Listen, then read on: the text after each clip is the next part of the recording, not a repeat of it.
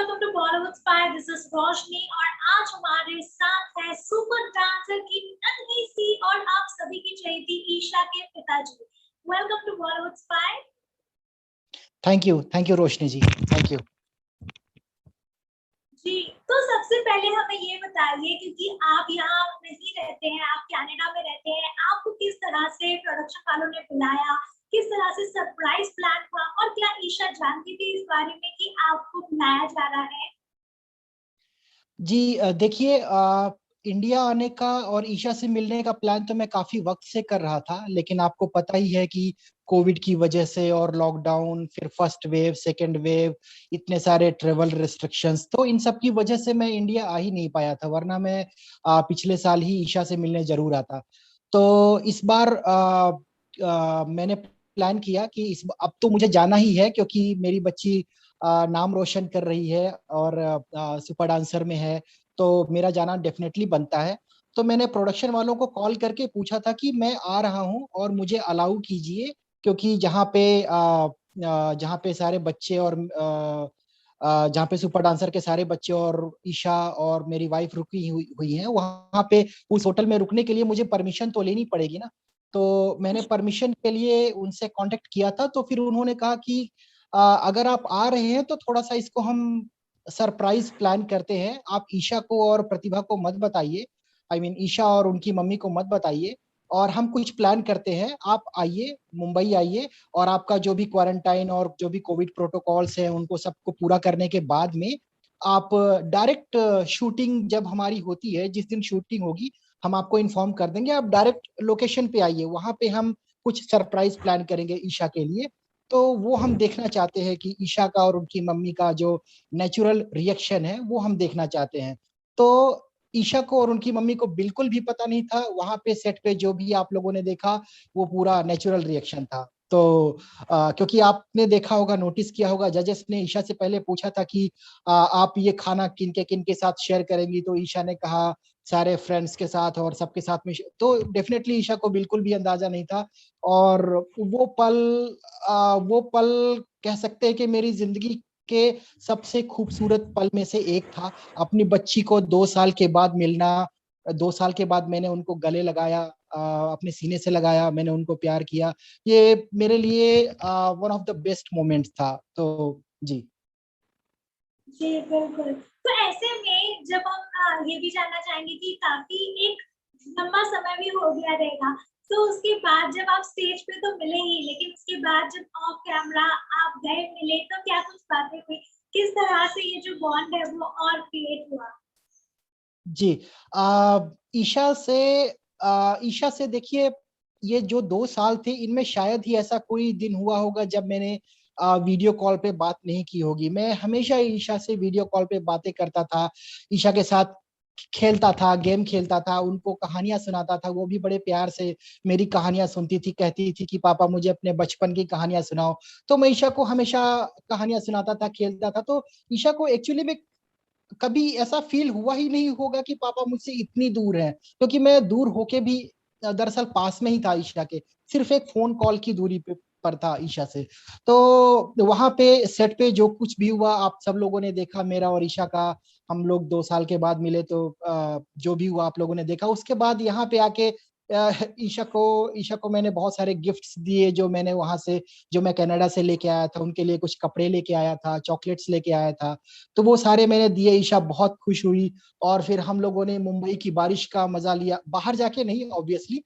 हाँ, हम अपने विंडो के पास बैठे थे, बारिश गिर रही थी, हम लोगों ने बहुत सारी बातें की और हम लोगों ने साथ में चाय पी बहुत दिनों के बाद में। और फिर हम लोगों ने कुछ खेल भी खेले ईशा के साथ। और बहुत ही प्यारा एहसास था और बहुत ही अच्छा वक्त गुजरा। अभी तो फिलहाल ईशा अपनी डांस प्रैक्टिस में बिजी है, तो काफी थोड़ा वक्त मिल पाता है, क्योंकि सुबह से लेकर देर शाम तक उनका ज्यादा से ज्यादा वक्त प्रैक्टिस में गुजरता है। तो मुझे थोड़ा सा ही वक्त मिल पाता है, लेकिन मैं खुशकिस्मत हूँ कि जितना भी वक्त मिल रहा है उतना ही काफी है। क्योंकि आप अपने बच्चे से इतने साल तक दूर रहते हैं, तो ये उम्मीद लेके आते हैं कि कम से कम थोड़ा वक्त तो मिलेगा अपने बच्चे के साथ वक्त गुजारने का। तो डेफिनेटली मैं बहुत खुश हूँ इतने टाइम के बाद ईशा से मिलके। जी। बिल्कुल। ऐसे में अगर बात की जाए ईशा के बारे में, तो हम जानना चाहेंगे कि इतनी नन्ही सी उम्र में उन्होंने किस तरह से ये सोचा कि उन्हें डांसर बनना है। आपको किस तरह से और उनकी माताजी को भी किस तरह से पता चला कि ईशा को और डांसिंग में प्रोत्साहन देनी चाहिए? क्या कुछ रहा, हम वो जानना जी। देखिए, ईशा जब 2.5 साल की थी, 2.5 years की थी, तब तब हमें पहली बार लगा कि हाँ, इस बच्ची में कोई बात है। हुआ क्या था, मैं आपको एक वाकया बताना चाहता हूँ। ये है शायद 2015 की बात। उस समय सलमान खान सर और सोनम कपूर मैम की एक मूवी आई थी, प्रेम रतन धन पायो। तो हम टीवी जब चलाते थे तो अक्सर ये गाना, उस समय चार्टबस्टर था, तो ये गाना हमेशा आ जाता था टीवी पे। तो जब भी ये गाना ईशा सुनती थी ना, तो उसके पैर खुद ब खुद थिरकने लगते थे इस गाने की धुन के साथ। और वो सोनम कपूर जी का कुछ स्टाइल है ना, वो ऐसे करके, मतलब मैं नहीं कर पा रहा हूँ, लेकिन कुछ है ऐसे करके, प्रेम रतन धन पायो समथिंग।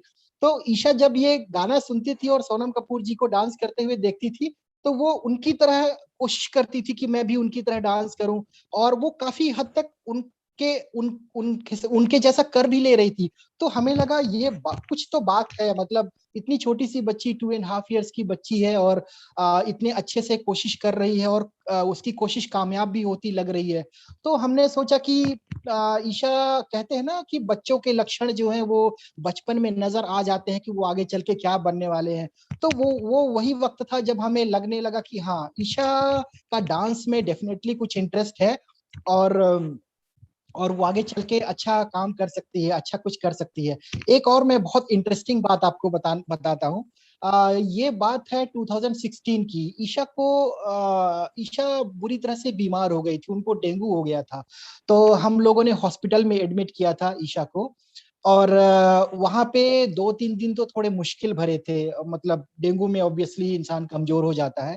तो 2-3 दिन के बाद धीरे धीरे ईशा ने रिकवर करना शुरू किया। तो वहीं पे उसी हॉस्पिटल में किसी दूसरे पेशेंट के एक रिलेटिव ने अपने मोबाइल पे एक गाना चला दिया था। वो गाना था, मुझे आज भी याद है, वो गाना था शाहरुख सर और दीपिका मैम की मूवी का था। चेन्नई एक्सप्रेस मूवी है, मनवा लागे। तो इस गाने की आवाज जब ईशा के कानों में सुनाई पड़ी, तो आप यकीन करें, वो बेड पे लेटी हुई थी, और इस गाने को सुनने के बाद वो अपने बेड से नीचे उतर पड़ी हॉस्पिटल में। और वहां पे उसने सबके सामने उतर के डांस करना स्टार्ट कर दिया था। तो ये सारी छोटी छोटी चीजें हैं जिनसे हमें एहसास हो गया था कि ये आगे चल के कुछ करेगी। वहां पे उस हॉस्पिटल में जितने भी लोग थे, वो सब देख के हंस रहे थे, देखो ये बच्ची अभी 3 दिन पहले इतनी बीमार हालत में आई है हॉस्पिटल, और अभी देखो ये गाना सुन के डांस करने लगी है। किसी ने कहा कि ये बड़ी होके एक कोरियोग्राफर बनेगी। तो ये सब चीजें हैं जिनसे हमें पता चला कि ईशा का डेफिनेटली डांस में इंटरेस्ट है। जी। जी। तो उसके बाद अगर बात की जाए, अब सुपर डांसर के इतने बड़े मंच का हिस्सा बन चुकी है, हर कोई उन्हें जानता है, घर घर में लोग उन्हें इतना पसंद करते हैं। तो ये जो एक सफर रहा है, वो कैसा रहा है? स्ट्रगल भरा रहा, या फिर कुछ चीजें आपके मतलब फेवर में आती गई, कैसा रहा? जी। जैसा कि सभी लोग जानते हैं कि ईशा ने अपना जो है डांस, मैक्सिमम जो डांस है, स्टाइल जो भी उन्होंने सीखा है, वो यूट्यूब से सीखा है। तो यूट्यूब कह सकते हैं कि उनकी पहली सुपर गुरु रही है।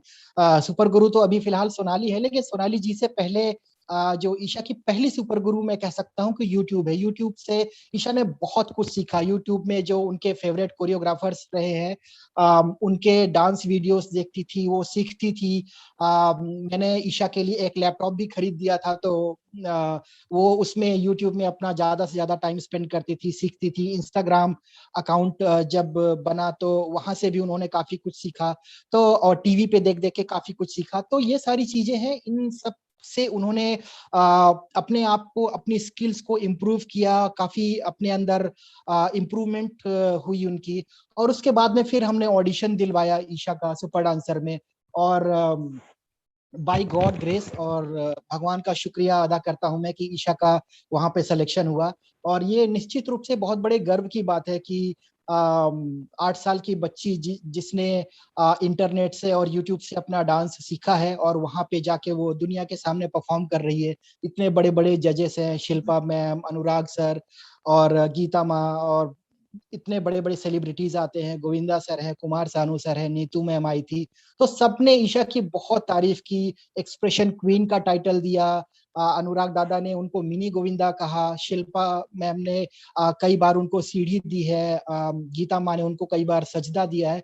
तो ये अपने आप में एक बहुत बड़ी बात है, एक 8 साल की बच्ची को अगर ये सब मिल रहा है इतनी बड़ी बड़ी हस्ती से, तो बड़े गौरव की बात है, और मैं गर्व करता हूँ अपनी बेटी पे। जी जी, बिल्कुल। तो ऐसे में अगर बात की जाए, जैसे कि आप भी कह रहे हैं एक्सप्रेशन क्वीन के बारे में, आप लास्टली जो एपिसोड हुआ उसमें करिश्मा, जिनकी मतलब जिनके एक्सप्रेशन को हर किसी ने एंजॉय किया है, उनको जी बहुत मेस्मराइजली उनके फैंस रहे हैं, उन्होंने ईशा के लिए इतना अच्छा कॉम्प्लीमेंट किया कि वो ट्रूली एक एक्सप्रेशन क्वीन है। तो ये सब सुनने के बाद क्या कुछ लगा आपको? जी, एक्सप्रेशन क्वीन का टाइटल अपने आप में एक बहुत बड़ा टाइटल है, क्योंकि मुझे याद है कि इसके पिछले सीजन में जो सीजन 3 की जो विनर रही हैं रुपसा जी, उनको मिला था एक्सप्रेशन क्वीन का टाइटल। तो वहां से एक विनर को जो टाइटल मिला, वो टाइटल इस सीजन में ईशा को मिल रहा है, ये अपने आप में एक बहुत बड़ी बात है। और करिश्मा जी ने उनको अप्रिशिएट किया, करिश्मा कपूर जिनका सफर बॉलीवुड में मोर देन 30 इयर्स का रहा है, अगर ऐसी पर्सनैलिटी, अगर ऐसी हस्ती आपके बच्चे को, मतलब ईशा को अगर अप्रिशिएट करती हैं, तो ये अपने आप में एक बहुत बड़ी बात है। और मैं बहुत खुश हूँ कि लोग ईशा की तारीफ कर रहे हैं। और एक बात मैं और जरूर कहना चाहूंगा कि आशीष पाटिल दादा जो ईशा के सुपर गुरु थे 2 एपिसोड में, अनफॉर्चुनेटली उनको फैमिली इश्यूज की वजह से जाना पड़ा। मैंने देखा है उनका इंटरव्यू, उनकी फैमिली में पेरेंट्स, उनकी तबीयत ठीक नहीं थी, अनफॉर्चुनेटली उनको जाना पड़ा। बट मैं बहुत सारा क्रेडिट उनको भी देना चाहता हूँ। ईशा के एक्सप्रेशंस में जो इम्प्रूवमेंट हुई है, मैं काफी सारा क्रेडिट आशीष दादा को भी देना चाहता हूँ, क्योंकि कहते हैं आशीष दादा लावणी किंग है और एक्सप्रेशन किंग है, तो ईशा को उनसे बहुत कुछ सीखने को मिला डेफिनेटली। और उसके बाद फिर सोनाली जी को लोग कहते हैं कि उनसे अच्छा बॉलीवुड कोई कर नहीं सकता है। अनुराग दादा ने एक कमेंट में कहा था, जब ईशा ने झांझरिया वाले सॉन्ग पे परफॉर्म किया था, तो अनुराग दादा का एक कमेंट था कि सोनाली आपसे अच्छा कोई बॉलीवुड कोई करता नहीं है। तो ईशा का भी इंटरेस्ट बॉलीवुड में ज्यादा था। तो मैं बहुत ईशा को लकी मानता हूं कि सोनाली जी जैसा उनको सुपर गुरु मिला, क्योंकि ईशा को भी बॉलीवुड में इंटरेस्ट है, और सोनाली जी भी बॉलीवुड की क्वीन मानी जाती हैं डांसिंग में। तो भगवान ने ये इस जोड़ी को मिलाया है, और ये जोड़ी आपके सुपर डांसर में धमाल मचा रही है, सभी देख रहे हैं। और मुझे बहुत खुशी है कि सोनाली जी ने ईशा के टैलेंट को इतना निखार दिया है, क्योंकि आपने ऑडिशन में देखा होगा, और अब आप जो ईशा को देख रही है उसमें एक जमीन आसमान का फर्क मुझे दिख रहा है।